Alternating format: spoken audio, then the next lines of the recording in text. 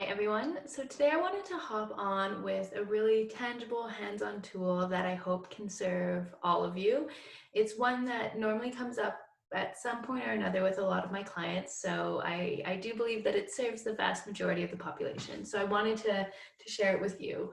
Normally when I'm coaching, I do, strive to go very deep with my clients to really understand some of their deeper desires, their deeper fears, their deeper goals so that they can create a life that's truly aligned with their values and make decisions and move through the world from a place of authenticity and integrity and really be prioritizing and seeing the importance of investing in themselves as a way to step up as leaders for their world. So most of my sessions are primarily focused on that radical self-awareness and self-discovery. But what I think differentiates coaching from other mental health supports, such as therapy, is that when you leave a coaching session, you always leave with very tangible action steps. I don't want anyone that's working with me to do a lot of the inner work and not be able to apply it into their lives. And so each week they will leave with very hands-on, tangible action steps that they need to start putting in place. And that's where we go from kind of exploring our inner self and making it an actual reality in our life. We all kind of know what are some shifts that maybe we should do, but we don't do them. And that's where our coach comes in. So one of these action steps that I find has been coming up a lot lately. I do tend to work with very socially driven, high performing women. So most of them have a lot on their plates, whether it's career obligations, um, a lot of them are mothers, so balancing family life is a big piece. A lot of them tend to be very, as I said, socially service driven. So many of them volunteer or have side projects, and there is a lot going on.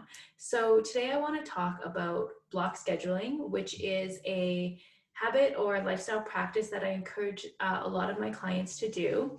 And before you shut this down and be like, I hate schedules, I hate the idea of scheduling, I just ask that you kind of bear with me here as we walk through this, because I find that working with a schedule can actually be incredibly freeing and very expansive. A lot of people, when they think about putting their life in a schedule, they feel very constricted, they feel very controlled. But in reality, if you can build a schedule for your week in alignment with your values, what brings you joy, and what your goals are, it can actually be very, very liberating. When you create a block schedule, it pushes you to set boundaries with your time. So one thing that I noticed coming up with a lot of my clients lately is kind of the to-do list that they have are so long that they feel like their days are just slipping away, where they're just kind of plunking away on activities and not really feeling any momentum. The day will be over and they've realized they've hardly connected with their partner or with their children. And they just haven't, seen the progress that they want to see. So block scheduling is really a practice in boundary setting with self. It's when we put into a schedule what's most important with that to us and how much time we want to invest in those pieces. And the action of it is really respecting those boundaries. So if you say that you're going to work on, you know, uh, a research project that you're doing as a volunteer for 2 hours on Thursday night, you block out those 2 hours on Thursday night so that you're very focused and intentional at that time. But then when those 2 hours are over, you're done. Big projects and to-do lists can take up all of our time, all of our days. They can be never ending if we let them. So by block scheduling, you actually set a boundary with yourself that this is the exact time I'm going to work on it. It's also very freeing because I'm sure a lot of you, and I know this happens for me, is we're really passionate about our work. We have a lot of work on our plate, a lot of things to do, and we're constantly thinking about them. And often we feel the obligation to, oh, I forgot to do that, I should do that now. Or, oh, I have this big project coming up, I should just be working on it. And then all of a sudden, these projects or our work leak into all times of our life and into our evenings. And when you block schedule, for example, if you say, I'm going to work on that project on Tuesdays from 2 o'clock till 3 o'clock, the rest of the week you can have peace at knowing you have blocked out time to do it. A lot of the reason why we all of a sudden start working on projects without a plan is because we live in fear that we're not going to get them done and we're not going to be able to complete them. So if you've blocked out time to work on these projects, then you can give yourself some ease on the other days to know, like, I don't need to stress about that. Yes, it needs to get done, but I know it'll get done on that specific day. And so I can let that go for now. And so actually having a block schedule, though people think it might make you feel constricted, it actually often makes you feel quite a bit more expansive. Another good thing about block scheduling is that in block scheduling is a visual scheduler. Sometimes, or ideally all the time, it really shows how spacious your life can be. I can definitely relate to people who have a lot on the go. I work full-time in international development and nonprofits. I'm also building my coaching business, which takes up a lot of my time. I have a lot of personal goals that I'm working on. So sometimes I'm like, how will I fit all this in? But when I actually take the time to intentionally block schedule, I can really see that I can get all these pieces in and then still have extra time. The importance is that we really are intentional and focused with the times that we associate to these different activities. So I want to kind of walk you through how you actually do a block schedule. Maybe this is super easy in review for you, but if not, I would love to share. So the first thing that you need to do, and I'm actually going to show you my block schedule, is, you know, find any form that works for you to schedule. Like I've done before, like written out like this, I've printed ones, I've used Google Calendar, I've used Excel, I've used day planners, whatever really works for you. I strongly recommend having a planner that allows for hour blocks. Just having one block for the day doesn't allow you to see the expansiveness of time. So I really recommend having a planner or using your Google Calendar hour per hour. The first thing we have to put in are those like hard commitments, work schedules, appointments, things like that that can't be moved, that we need to do to function in society.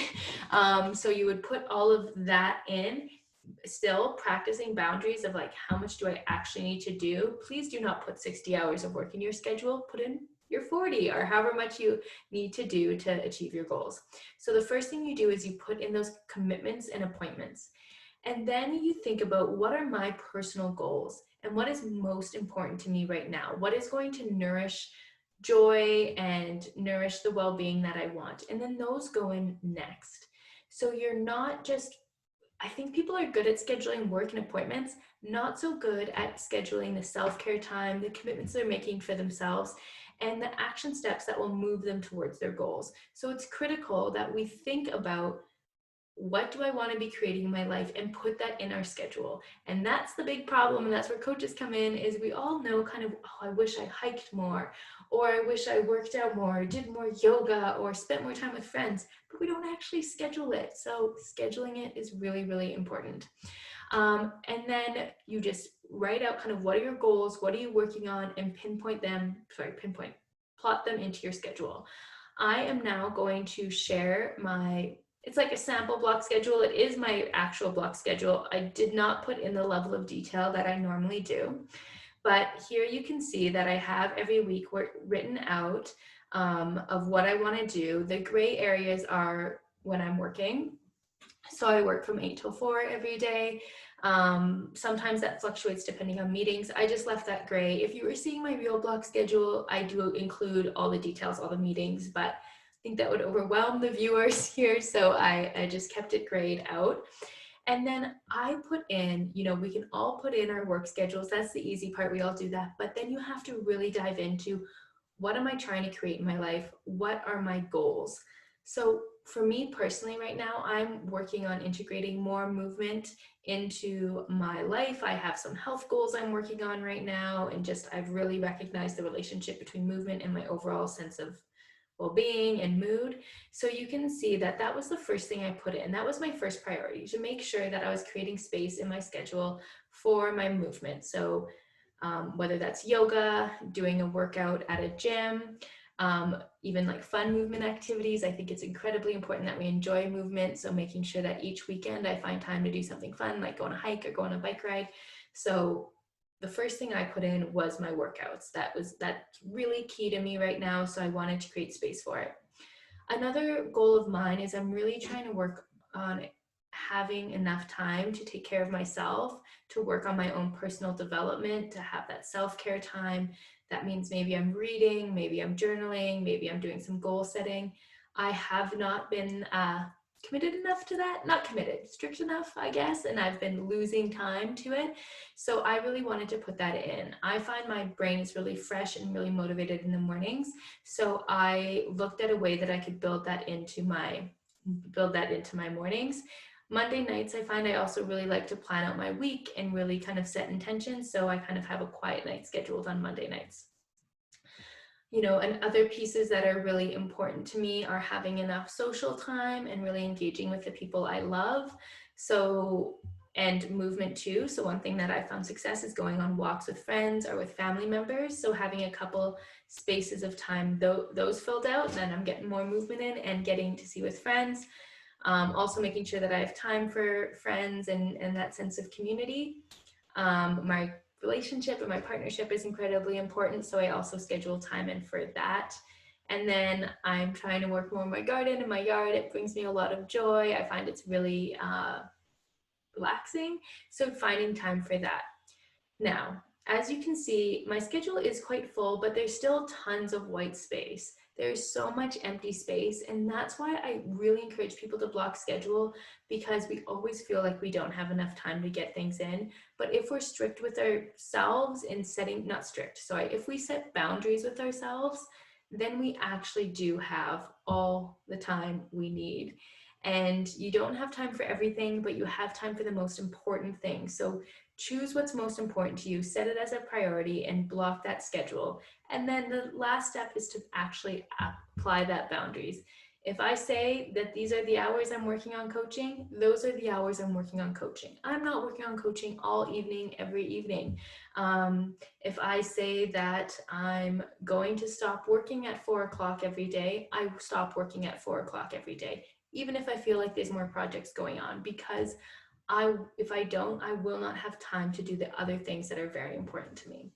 So this is kind of block scheduling. Again, I think it's incredibly freeing and incredibly liberating and creates so much expansion in our lives. A lot of times when I'm presenting it to clients, I do get pushback of like, I don't want to, I hate schedules, I hate feeling tied down. And then when they actually do it, almost all of them realize how helpful it is for them to feel actually more relaxed and more spacious. The first step is that radical self-awareness of what's most important to me. If you're like, this looks cool, but I have no idea what goals I should be working on, I would love to chat with you. I do free initial calls. So if you want to reflect on what's most important to me, what are my values, what changes do I want to see in my life, and most importantly, how can I actually create action with that, I would love to hop on a call with you. You can just send me a message.